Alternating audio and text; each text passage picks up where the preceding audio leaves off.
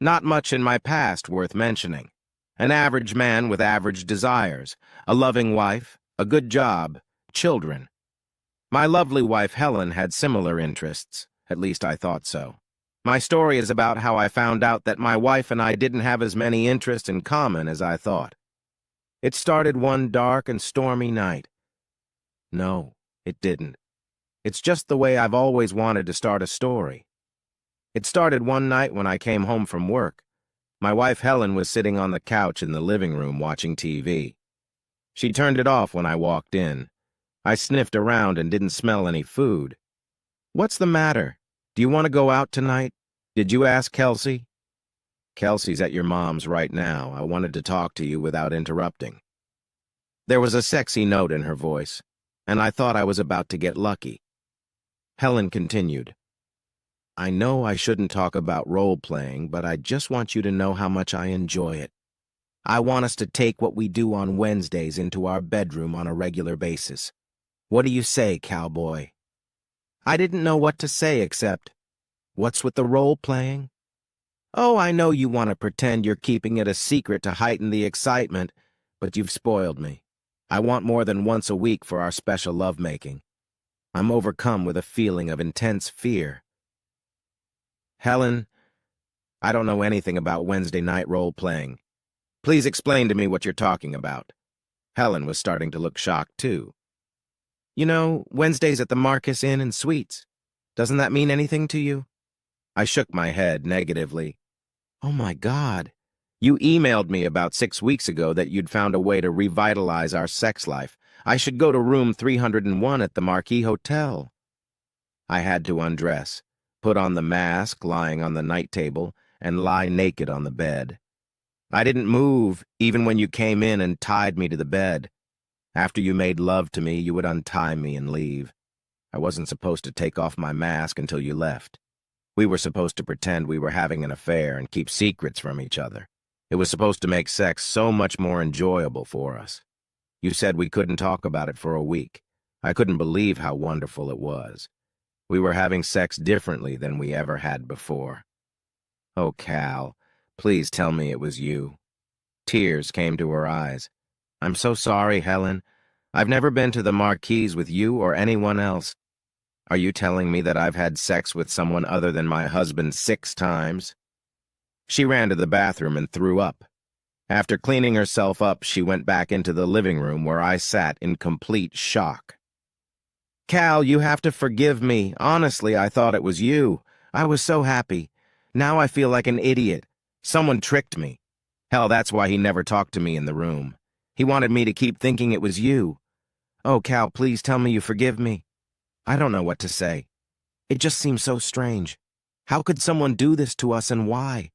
How could you be with him 6 times and not realize it wasn't me? I thought it was you. You did things differently, but that was part of the role play. Doing something different, sexier, more dodgy than before. I think he's just hotter than you.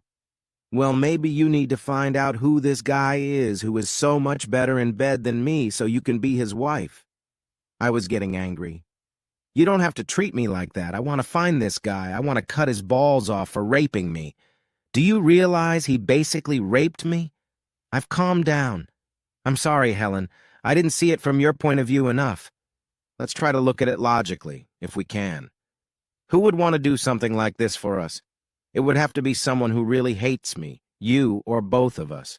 Or it could be someone who was secretly in love with you and figured out a way to have sex without convincing you to cheat on your husband." Helen's whole body trembled. "I get goosebumps at the thought that there might be someone out there somewhere who thinks about having sex with me every night." "You mean besides me, of course." My attempt to lighten the mood turned into a major disaster. "Asshole, you weren't raped." "I'm sorry, okay. Where did the letter come from?" "Too bad I don't save emails. I mean whoever sent them, told me to delete the messages. They were emailed from your office. So, it must be someone who has access to my computer. I usually leave it on when I leave my desk for only a short time. Trouble is, it gives us dozens of opportunities. Does he keep emailing you?" "Yes. He usually confirms our meeting before each time, hinting at what I can expect. He said he wanted the anticipation to make me melt. I had to delete that email and not respond. Now I understand why. Really? Are you getting excited? Yeah, but remember, I thought I was gonna have sex with you. Damn it, Cal. In my mind, I wasn't enjoying sex with another man. I was enjoying sex with you. Did he email you about the upcoming meeting on Wednesday? No, not yet. I'll email him. I guess you don't have to email him. He gave me a phone number to leave a message if I ever had to cancel. I had to leave a message on it once. Okay. Don't do anything for now. Let me know when he texts again. There was no sex at the Turner house that night or the next. I didn't dare dip my wick where someone else had just been. Helen said she was afraid she would start imagining sex she had with another guy, which would make her feel like she was cheating on me, thus ruining the moment. We both agreed that we needed to get tested for STDs. On Monday, Helen received an email from a mystery lover. She showed me the text when I got home from work. He confirmed that this Wednesday was good for him. He was going to convince her to finally give him her ass. Helen confided in me that she considered the possibility of anal sex as part of a new role-playing activity. Until recently, she had considered anal sex to be a step too far. I told her to call him and leave a message that he could have what he wanted. I wanted to make sure he would show up. Tuesday afternoon, I went to the marquee and talked to the desk clerk. I asked if he would be on duty the next day. He confirmed that he would. I asked him what it would take to enter the room my wife was coming to tomorrow. He was not surprised, as it was obvious to him that the woman and man who used the same room each week were not married. He replied, $200. Wednesday came and we were ready to catch the man. Helen entered the room and did the usual. A few minutes later, I saw a man enter the room. It was Richie Hammond, the psycho from our office. He molested every woman in the office, married or not. Of course, he was married and had 2 children. Betraying his family apparently wasn't considered an obstacle to him. He looked at the picture of my wife on my desk and mentioned several times how lucky I was to have such a sexy wife. I always wanted to spray Lysol after every time he appeared in my office. I went to the desk clerk to get a copy of my room key. He wouldn't let me take it. Man, I'm afraid I'm going to lose my job. The boss pounced on all the porters not to let anyone in except the one who was paying. Afternoon pleasures is a big part of our business. I'm sorry, man. I was out of my mind. I thought about what might be going on in the room. Helen was expected to be on her usual behavior, and I would barge in before anything could happen. I became frantic. If you don't give me the key, I'll kick down the door and call the police. Do you think your boss wants to deal with that? I had the key, but it was a few minutes after I was supposed to enter the room. When I walked in, Richie was standing behind me and had my wife. I grabbed him by the hair and pulled him away. Helen seemed disappointed until I untied her and removed the mask. Then she started crying. I told her to get dressed. Richie sat down in one of the chairs. Surprisingly, he looked completely relaxed. Well, at least I got to pat her beautiful ass before you did. I approached him with fire in my eyes. He just pointed to the corner. There was a camera mounted on a tripod. Cal, you don't want to hurt me. I have videotapes of all the sessions your wife and I have had. Do you really want me to publish them? I think I can get a pretty penny for them from some porn sites. Sure, I can send them to friends and family for free, or we could just leave it at that. I take it once a week. You take it every other day. You son of a bitch. Give me the video, and you'll never see my wife again. Or what? Or I'll be... Can't think of anything that doesn't humiliate you or brand your wife a whore, can you? I'll kill you. Richie was already laughing. You'd leave your wife and daughter without a husband and father, without a livelihood? Yes, of course. Well, I'm a little tired of her now that I got her ass. Here's what I'm gonna do. I'm never gonna make contact with her again. Of course, if she wants to call me, then that's another matter. A wide, wide smile appeared on his face. Helen got dressed and we left. On the way home, she was silent. She ran into the house, went upstairs and took a long, long shower. I waited downstairs. Once downstairs, she suggested we talk after dinner. Now it was time to pick up Kelsey. Dinner was quiet except for Kelsey's story about the day before.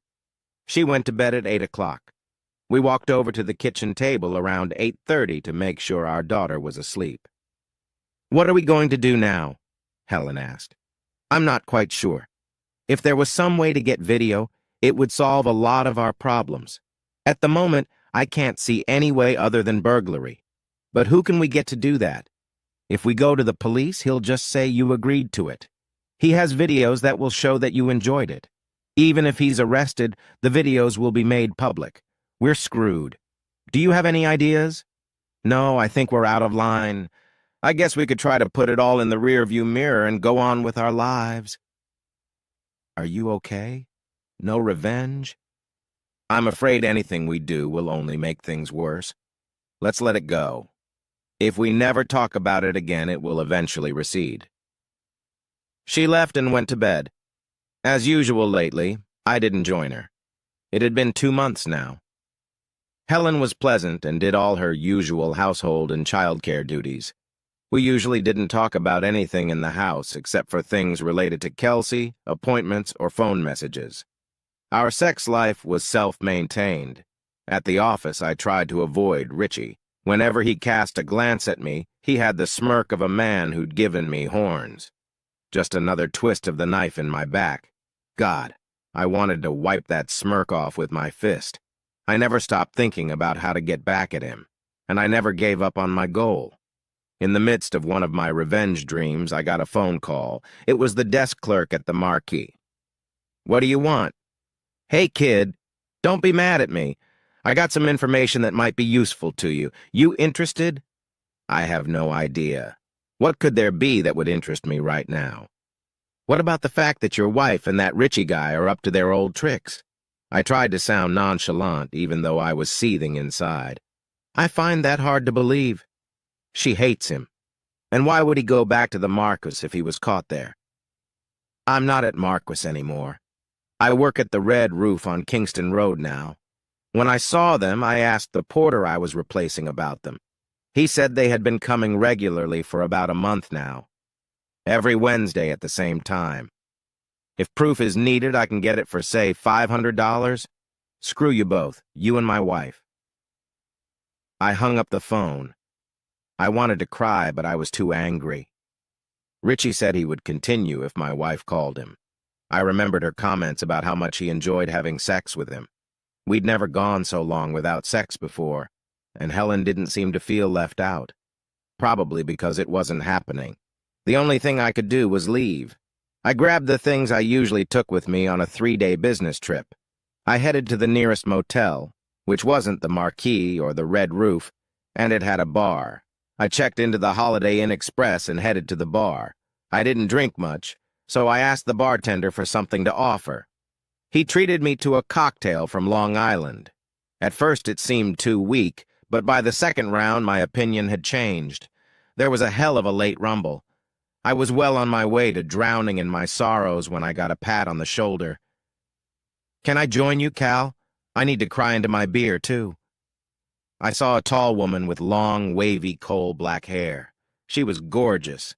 I said, "Excuse me, do I know you?" "Joan, Richie's wife, at least for now. We met at last year's Christmas party." I looked again. How could I have forgotten such a beautiful woman? Had I really just said that out loud? Joan laughed. "Thank you. I think you meant it as a compliment. How did you... Why do you... Are you always this eloquent? Let me explain. Today I found out about Richie's latest escapade with your wife. I paid the desk clerk who called me $500 for proof. I'm done. He's promised several times to stop being promiscuous, but I don't think that's possible. As for meeting you, it was just a coincidence. I wanted to get out of the house and clear my head. My mother has 2 of my children. When I saw you and remembered you from the Christmas party, the look on your face seemed to match what I was feeling, so I walked over. If you'd rather be alone... No, please join me. I'm just so surprised. I think we probably have a lot in common. What do you drink? What do you have? A cocktail from Long Island. God damn it, I love it. I lost my virginity to him. Damn it, order me a double. We spent a few hours talking and drinking. She was easy to talk to and had a great, bawdy sense of humor. I was very attracted to that. Finally, she said, "Well, it's time for us to get revenge or go to bed ourselves. Which do you prefer?" As much as I would like to make love to you, I don't think I can do it well enough to make it worthy of a special woman like you. This is the most pleasant disappointment I've ever experienced. Trust me, it wasn't meant to be an insult, and I definitely hate to miss a chance like this. If we were ever to make love, I would want to be at my best. Even then, I'd worry about whether I was good enough for you. Damn it! I haven't even taken out the trash yet, and I feel like I'm falling in love again. I should have known better than to drink doubles. What if we had breakfast together tomorrow? I could call you, or, if you're up, I have a suggestion, Joan objected. What if we sleep together so we know when the other one wakes up? You mean sleep together or sleep together? Only sleeping together. Bah! I could be talked into exchanging a little affection. I really don't want to sleep alone tonight. Neither do I. Your room or mine? I have a suite. I use his credit card. He owes me. I brought some of my things to her room. After finishing our nightly bathroom duties, we got into bed. Despite the fact that we were both naked, cuddling and kissing lightly, we fell asleep after only a few minutes. She woke up first and poked me under the ribs. Wake up. Over breakfast at the neighboring Waffle House, we got serious, talked about our marriages. We both wanted to get rid of our spouses, and we both wanted revenge. The problem seemed to be how we could divorce them without losing as much or more than they did. I really don't want to go back to that house. I'd be happy to just go somewhere with the kids and forget about it. How can you afford it? Won't he come after the kids or come after you? My family has money. When I called them last night, they said they would put $100,000 into my personal account to allow me and the kids to start divorce proceedings elsewhere. Honestly, I would rather just walk away and let him worry about the divorce. Aren't your kids in school? Aren't they going to miss their dad? No, I homeschooled them, and he only agreed to have kids because it was a condition of marrying me. I had my tubes tied after the second one. I doubt they will miss him much. I'm pretty sure he won't. He doesn't spend much time with them and always whines if they ask him to babysit while I run off somewhere. I've known for quite some time he probably only married me for my money. I don't care. I have 2 wonderful girls from our marriage. My parents have been slow to give me and my brother money, but they have helped us with the deposit on our house and things like that. They're not particularly fond of Richie. I haven't thought about just leaving. Like you, I don't particularly want to go back to my house. Although both our names are on the mortgage, Helen and Kelsey were never particularly close. Kelsey was an oops baby. I think Helen didn't want to put her career on hold for a few years. Kelsey has always been a daddy's girl, and I think Helen loves her, but I don't think she will take extraordinary action to win her back. She knows I'll take good care of her. You know, the more I think about it, the more I like the idea of just leaving. Joan asked me, if it seems like the best option for both of us is to just leave our spouses and not mess around with divorce, the question is, do we do it together? She looked into my eyes, and maybe I was wishful thinking, but I thought I saw love in her eyes. We've been together 24 hours. Not exactly love at first sight, but pretty damn close. It doesn't make sense, but yes, I would go with you if I could take my daughter with me. I can't believe I'm saying this. I've never done anything so impulsive and so important at the same time. I just have one question. Where are we going to go? Will we tell anyone where we're going? Those are the first 2 questions, but we have to ask each other every question we can think of. Here's my tentative plan. I have an Aunt Barbara who has a big cabin on Lake Champlain that she can no longer live in because of her problems. If it were available, it would be perfect. An isolated cabin with plenty of room for the kids and for us. The furnishings are well worthy of a photo from National Geographic magazine. It turned out that the cabin was vacant. I spent the next few days at the hotel. I ignored messages from Helen after I realized she had guessed that I knew about her returning for dates with Richie on Wednesdays. I left one message. I need to go away for a while. I went to work and quit. My boss was upset, but also understood the reason. He asked if firing Richie would cause any problems in my plans for Helen. My case was not the first. I said, fire him. I asked him to wait until I was ready to leave. I wished I had a picture of Richie's face when he was told, but it was too much. I went into our bank and withdrew almost all the money from our joint assets. I used most of the money to pay off the rest of the mortgage. Despite her betrayal, I couldn't bring myself to take all of our money and assets. We both contributed to the household expenses. Having the house would give Helen roughly the same financial results as a 50-50 divorce. If she needed money, she could always sell the house. I gave up my interest in the house to make it easier for her. I then canceled the automatic payment of utilities and insurance. Health insurance will stop with me leaving my job. I changed the life insurance beneficiary to Kelsey. At night, Joan and I talked about what we needed to do to hide effectively, how to least harm our children, and what kind of future we could have together. We continued to avoid sex. There was enough emotion as it was. We didn't need our decision to leave our spouses to be based on sex between us. I don't know which of us was more disappointed. By the third day, we concluded that our escape plan was feasible. The next day, while Helen was at work, I went over to the house and picked up what I thought Kelsey and I needed most. I wondered if I should leave a note. All I could come up with was, I hope the sex with him was worth it. My last stop for the day was Kelsey's school. I told the school that Kelsey had a doctor's appointment and apologized for not letting them know sooner. I told Kelsey that we were going on vacation. Kelsey asked if Mom was going. I said not on this trip. I was surprised by her calm response. Joan picked up the kids from Mom's house when they got home from school. By 5 o'clock, we were on our way. Aunt Barb invited us to stay at the lake house. She had just finished renovating it and had qualms about selling it. Lucky for us. We took 2 cars. Kelsey rode with me at first, but after a few stops where the 3 girls got to know each other, they took turns all riding with me or all riding with Joan. By the time we got to the log cabin, Joan and I had lost the master bedroom. The girls wouldn't agree to share the newly minted trio. Fortunately, one of the guest bedrooms was next to the second bathroom and was quite accommodating for Joan and me. One of Joan's daughters asked why Joan and I were sharing a bedroom when there was no one in one of the bedrooms.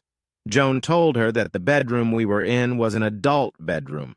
Her oldest daughter replied that adults usually have their own room. Kelsey agreed. Both could see that their parents hadn't spent many nights together over the past few months. Once the excitement of the day passed, the kids headed to bed, all 3 in the same bed. Good thing it was queen-sized. Joan and I each had a glass of wine. Barbara had made us a small wine cabinet for the housewarming party. A sly smile appeared on Joan's face. So now that we're separated from our spouses, are you ready to prove how good you are in bed? Oh, hell, she remembered what I'd said that night at the Holiday Inn Express. I'm afraid I overestimated your expectations of my skills in the bedroom. My ex-wife seemed disappointed in that regard. If she fell in love with my worthless ex-husband, I don't give a damn about her judgment in the sexual arena or anywhere else. Besides, I plan to influence the quality of your performance as much as possible. I hope you don't mind a woman on top? My erection quickly responded in the affirmative to her statement. We headed for the adult bedroom and made love. I was pleasantly surprised at how different it was to love Joan than with Helen. It was a nice difference. She smelled different, and I felt different. Everything tasted different. I really thought she might be having a seizure until she said, "Can you do that again?" Surprisingly, I could. 4 times. I got up 4 times that night. A new record for me.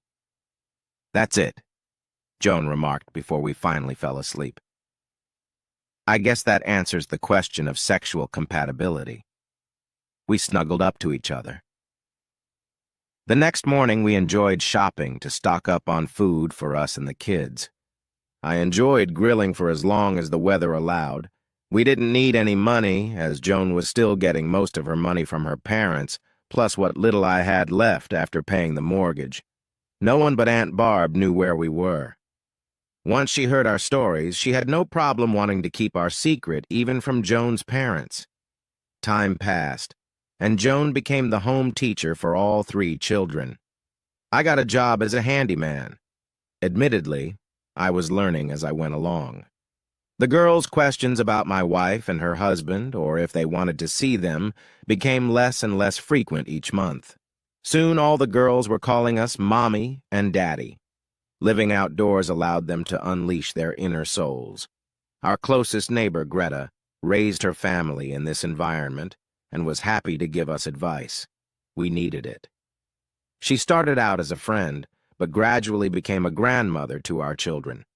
We asked her not to ask the children about their parents, as we were both going through a nasty divorce. She agreed. From time to time, Joan and I talked about whether to make contact with our former lives. We were afraid that any contact might lead someone to us. Besides Helen and Richie, we worried that the police might accuse us of kidnapping and/or fraud to avoid a legal divorce and distribution of funds. We decided to use the internet as a safer way to communicate. Greta agreed to install the internet in her home if we would teach her how to use it. She wanted to write to her grandchildren. With our kids, she missed hers even more than before. We debated whether to tell Greta our true story. So far, we hadn't done so. Things were going so well that we were afraid to rock the boat. It took Greta a month to install satellite TV with Wi-Fi. We showed her how to use email and Skype. Seeing her grandchildren live was something special to her. One day when she was taking the girls to the lake, we went online for information. We found an ad for my old house for sale. Helen must have needed the money. A year after we left, Helen and Richie sent out divorce notices based on being abandoned. Aunt Barbara told Joan that her parents sent the annual Christmas report for the year. Joan's mother attached a personal note to Barb's letter because she knew that her daughter and Barb were close. Barb suspected that Joan's mother had guessed where Joan was. The message was a warning to Barbara. Helen didn't give up on finding Cal. She hired a private detective who visited Joan's parents. The detective knew about Aunt Barbara. She told her to expect someone to be sniffing around soon. She didn't call because she was afraid her calls might be tapped. Joan's mother watched a lot of spy movies. Barbara advised Cal and Joan to hurry up. We didn't have enough money to make a big move unless we were sure we'd get more money soon after the move. Instead of asking Joan's parents for help, I decided to take a chance and wrote to my old boss to find out where to look for a job. He replied that a private investigator had contacted him. My boss told him that he was pissed that I hadn't warned him, and he didn't care where I was. He then asked me if I liked Flagstaff, Arizona. I said I didn't know because I had never been there. He said there was an opening for a branch manager there. He agreed to set up an interview for me and assured me that I would get the job. I asked how he could guarantee that. He said his brother, who had already tried to hire 2 employees at my old office, was hiring. We headed toward Flagstaff. On the way, I was afraid that by becoming an employee, I would leave a trail that a good private investigator could find. I had an idea just before we entered Arizona. We got a hotel room with a double bed and let the girls swim in the pool. Joan did her best to calm my nerves. As promised my former boss, his brother mainly wanted to know how soon I could get started. I told him that I needed to form an LLC and name my corporation something other than my name. I told him that instead of an employee, he would utilize the services of my corporation. Service contracts were usually cheaper than salaried employees, so he agreed. We found a house in the desert. It was very different outside, but the kids adapted quickly. I think they were glad to get away from the cold winter weather possible where we came from. It took a few months for the kids to adjust, and a few more before Joan and I felt safe again. That fateful night, Joan and I were turning out the lights, about to go to bed when there was a knock on the door. At that hour, with no neighbors nearby, I became suspicious. I took my rifle and loaded it. I cautiously peeked through the peephole and saw that it was Helen. Tons of mixed emotions rushed through my brain. My heart was pounding frantically. My stomach felt queasy. I shouted to Joan that we had guests. I invited Helen in just as Joan entered the room. "I assume this is Helen?" I nodded. Helen immediately jumped up. "I suppose the children are already asleep. I waited until you started turning out the lights. I didn't want to disturb them." "Yes, they've been asleep for about half an hour." "Good. Goddamn, you're just a hard-to-get bastard." She grinned. "Let me put you both at ease right from the start. I'm not here to cause trouble. After you left and Richie lost his job, he moved in with me. It didn't take me long to realize that I traded the Mercedes for a Yugo. Don't get me wrong. I was attracted to him for the sex, and he was good in bed. But a couple that lives together needs more than sex. I gave him a deadline to find a job so he could pay his share of the expenses. He didn't believe me at first, but was convinced when a deputy showed up and told him to get out or be arrested. I heard he found a job in another town. As for my life, I came to my senses with the help of a therapist. Since then, I've been able to support myself emotionally and financially pretty well. Private investigators don't come cheap. After a year, I filed for divorce because by then I knew I had lost you and Kelsey. As much as I wanted to act differently, I knew I had to move on. By filing a quitclaim deed, I could set the terms of the divorce proceedings. I took what little was left of your stuff. Honestly, I feel like I've moved on. I actually have a man I am dating and have high hopes for. At least I'm sure I won't make the mistake I made with you. If you left Helen's ex, why are you here? Not exactly polite for small talk, is it? Okay, the reason I'm here is closure. I got really depressed when I had time alone to realize what I'd done, what I had lost. I couldn't live in balance with myself without telling you how sorry I am and that I don't blame you one bit for what you did. I wanted to make sure you didn't think it was your fault. I pray that you don't hate me. I wish I could ask for your forgiveness, but I realize that's asking too much. Anyway, I apologize again. I hope you and Joan and Kelsey are happy. Well, that's it. Now I have closure. What about Kelsey? Were you planning on seeing her? Are you going to get custody? I'm not going to lie. At first, I was hoping to at least get joint custody. As time went on, I realized that if she was used to her new family, it would do more harm than good for her to see me, much less live with me. As good as she is, I don't think I could handle her on my own without your help. Seeing each other now, we're probably experiencing emotions that will eat us both up for a long time. I want to know how she's doing. Has she ever asked about me or been interested in me? How is she doing in school? None of the girls asked about you or Richie, but we certainly didn't forbid them to, replied Joan. We said that you and Richie don't want to be with us anymore, but want our new family to be happy. So far, they haven't said they want to come back. That doesn't mean they don't periodically ask how you're doing. I feel pretty comfortable telling you that they have all adjusted well. Kelsey and my girls have become an inseparable trio of cute monsters. I homeschool her along with my girls. She tests 2 grades higher than she would be if she were in public school in most subjects. Helen, I can truly say that I love Kelsey as much as I love my 2 birth children. There were tears in Helen's eyes. Thank you. Have you 2 been married yet? I answered. No, we weren't sure we were divorced. That's what I thought. Well, I have a wedding present for you. It's a copy of each of your divorce certificates, suitable for framing. Her attempt at a joke seemed to be all about keeping from crying. Richie and I shared a divorce attorney. Now you can become a legal family if you want.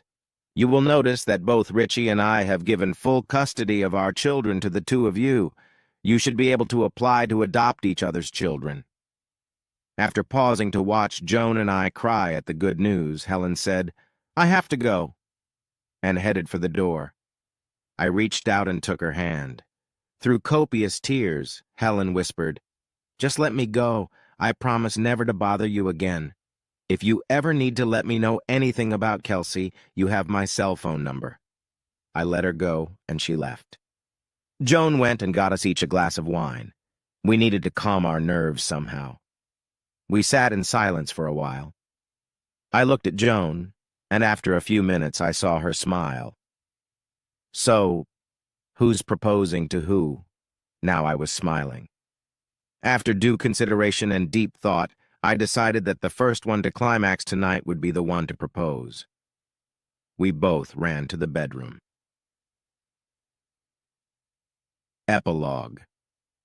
Helen pulled far enough away so she couldn't be seen. She stopped and let out the sobs she was holding inside. Helen pondered her situation. Her funds had almost run out when the private investigator claimed success. What little funds she had with her were less than $200. Her plan to meet with Cal had two options. First, Helen could find that Cal was unable to handle Kelsey without her. Joan either wouldn't be with him or their relationship had soured. Cal will forgive her. She can come back into Cal and Kelsey's life and never leave again. Even if they don't get married, it doesn't matter. Her car was loaded with everything she still had, waiting for that option to materialize. The second option was if she found Cal and Kelsey in good health. Maybe he and Joan would marry and even have a child of their own. In that case, she'd say she'd only come to end the affair and give them the divorce decrees as a parting gift. The second option was the most difficult, but she had to make provision for it. Her closure plan required her to leave her new family and make her way to the biggest city nearby, where she could start her life over without fear of running into them. The zippered bag in the glove compartment held Cal's engagement ring, her wedding bands, and other jewelry she no longer needed. Pawning them would give her money for a new life. Stopping crying, Helen pulled back onto the road. "Phoenix, I'm coming. Hey, maybe this is a sign from God. Maybe I can rise from the ashes too."